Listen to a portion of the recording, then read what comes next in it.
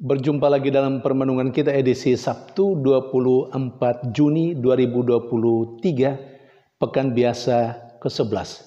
Hari ini adalah hari raya kelahiran Santo Yohanes Pembaptis. Bacaan-bacaan liturgi hari ini, bacaan yang pertama dari kitab Nubuat Yesaya bab 49 ayat 1-6. Bacaan yang kedua dari Kisah Para Rasul bab 13 ayat 22 sampai 26 dan bacaan Injil dari Injil Lukas bab 1 ayat 57 sampai 66 dan ayat 80. Bacaan liturgi hari ini berbicara tentang Santo Yohanes Pembaptis. Berbicara tentang kelahirannya, berbicara tentang pekerjaannya, berbicara tentang bagaimana cara dia melaksanakan perannya sebagai orang yang diutus oleh Allah mempersiapkan hati orang Israel menyambut kedatangan Yesus. Bacaan Injil secara khusus bercerita tentang kelahiran Yohanes Pembaptis. Kelahiran Santo Yohanes Pembaptis sangat istimewa. Bahkan mungkin juga secara manusiawi dianggap agak aneh. Pertama, kelahiran Yohanes Pembaptis ini terjadi ketika kedua orang tuanya sudah pada umur yang uzur. Yang kedua, ketika dilahirkan, nama yang diberikan kepadanya tidak sebagaimana biasa menurut tradisi, tetapi ada sebuah cara baru. Karena itu ketika anak ini diberi nama Yohanes, sementara di antara keluarganya tidak ada yang bernama seperti itu, dianggap sebagai sebuah keanehan, tetapi juga sekaligus sebuah keistimewaan. Sehingga lebih lanjut cerita Injil, orang akhirnya bertanya-tanya, akan menjadi apa anak ini nanti? Saudari dan saudara yang terkasih, akan menjadi apa anak ini nanti? Seperti apa dia, Yohanes Pembaptis ini? Menjadi apa Yohanes Pembaptis ini?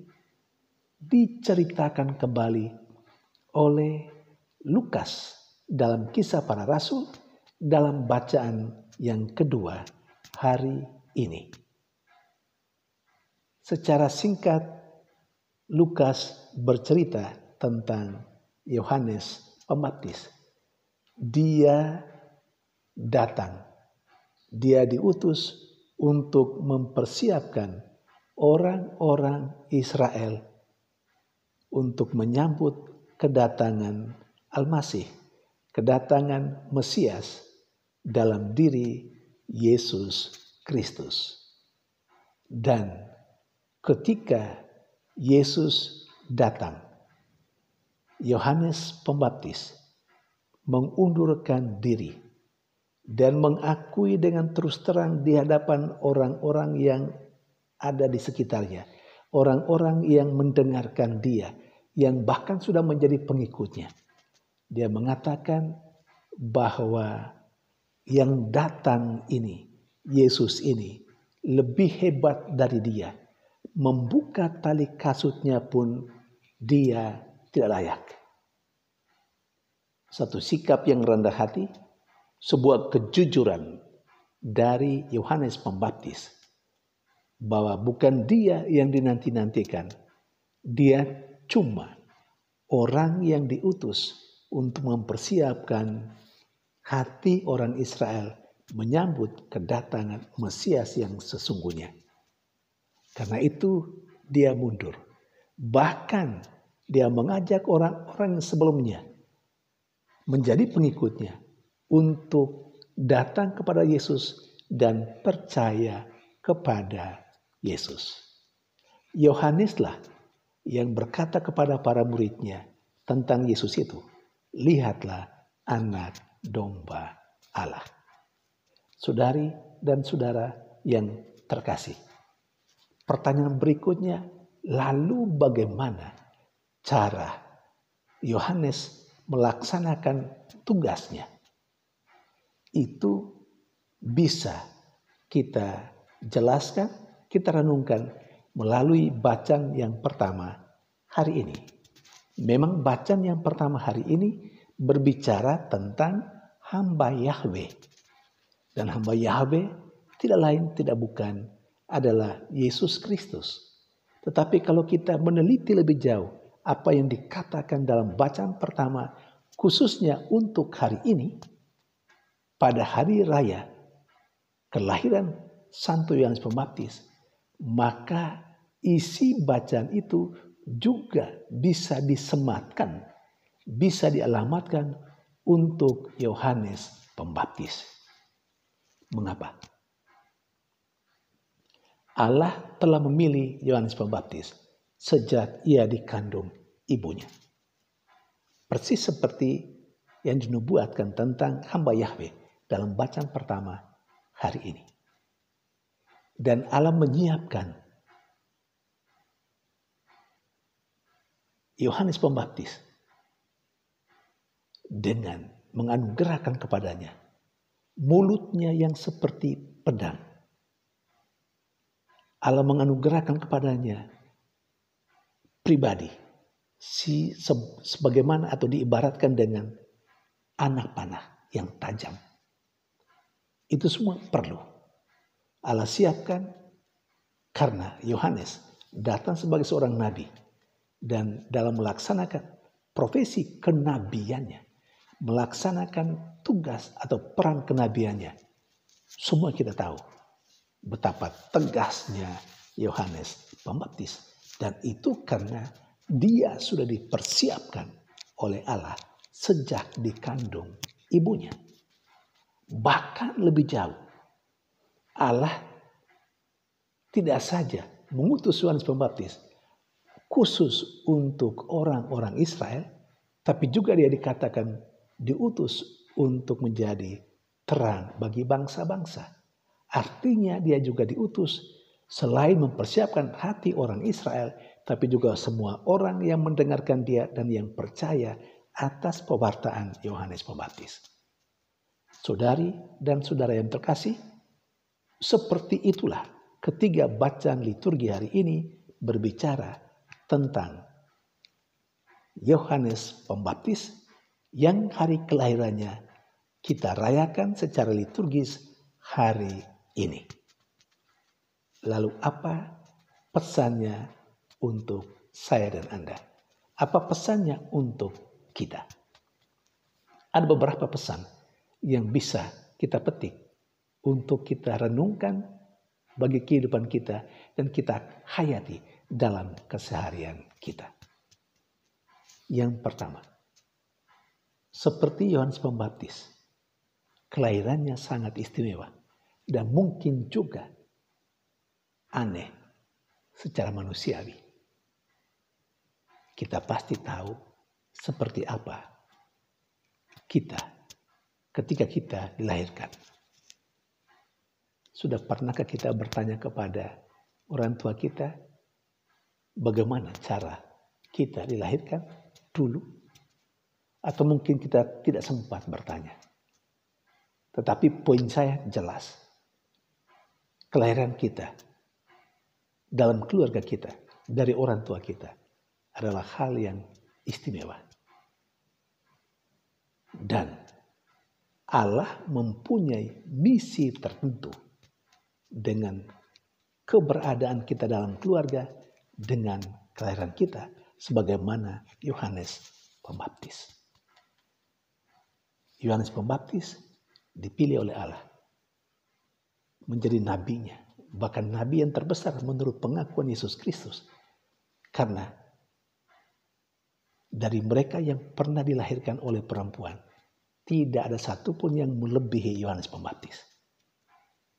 Kita mungkin biasa-biasa saja. Tetapi prinsipnya, kelahiran kita, keberadaan kita dalam keluarga dan dalam dunia, Allah punya rencana tertentu yang istimewa. Yakni kita hadir. Layaknya seperti Yohanes Pembaptis. Kita hadir untuk orang banyak. Kita hadir selain untuk keluarga, tapi juga untuk orang lain. Dan itu kita lakukan sesuai dengan cara hidup kita, sesuai dengan panggilan kita masing-masing. Kalau Yohanes Pembaptis sebagai nabi dan perannya mewartakan, mempersiapkan hati, mengajak Israel untuk bertobat, dan dengan cara yang keras dan tajam, kita pasti ada kemampuan yang disiapkan oleh Allah untuk kita gunakan sesuai dengan panggilan kita saat ini. Ada orang yang mungkin dipanggil menjadi imam, biarawan-biarawati. Ya sudah, misi Allah untuknya.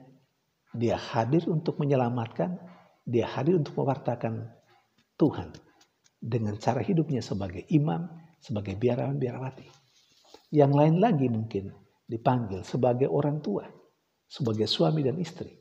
Dan dengan cara hidup seperti itu, kita semua saudara-saudara juga dipanggil untuk mewartakan Tuhan dalam kehidupan kita. Saudari dan saudara terkasih, semoga kita menjalani hidup kita sesuai dengan panggilan kita, karena melalui cara hidup kita seperti saat ini, kita harus melaksanakan misi yang telah diberikan Allah sejak kita dilahirkan, bahkan sejak kita dikandung oleh orang tua kita masing-masing. Semoga kita juga seperti Yohanes Pembaptis. Ketika kita mewartakan Tuhan, kita harus akui terus terang, kita bukan Tuhan. Kita cuma alat di tangan Tuhan untuk menarik orang datang dan percaya kepada Tuhan.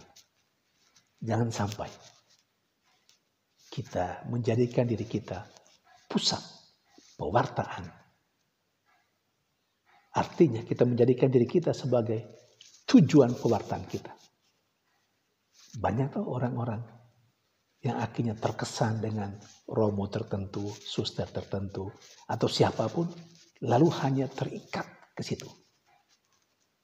Dan bahayanya lagi, entah romo atau suster atau biarawan tertentu yang tidak mengajak umat atau tidak memberitahukan kepada umat bahwa dia adalah sarana yang dipakai Allah mengantar mereka untuk lebih dekat dengan Allah, bukan dengan dirinya. Ada juga hal-hal yang lain, orang-orang yang lain yang diberi anugerah, yang diberi karisma penyembuhan misalnya, yang bisa menyembuhkan orang, malah menjadikan diri dia sebagai pusat, sehingga orang itu dekat dengan dia, bahkan percaya kepada dia, dan orang tersebut lupa memberitahukan kepada orang banyak yang dia sembuhkan karena talenta, karena karisma yang dia miliki itu, lupa memberitahukan orang bahwa dia cuma sarana yang dipakai oleh Allah. Dan orang-orang itu harus diantar untuk mengenal Allah yang menyelamatkan dia, yang menyembuhkan dia melalui dirinya. Seringkali orang lupa. Dan orang akan terpaku atau mengajak orang untuk berpusat pada dirinya sendiri. Dan itu keliru. Tidak sesuai dengan semangat Santo Yohanes Pembaptis. Tuhan memberkati.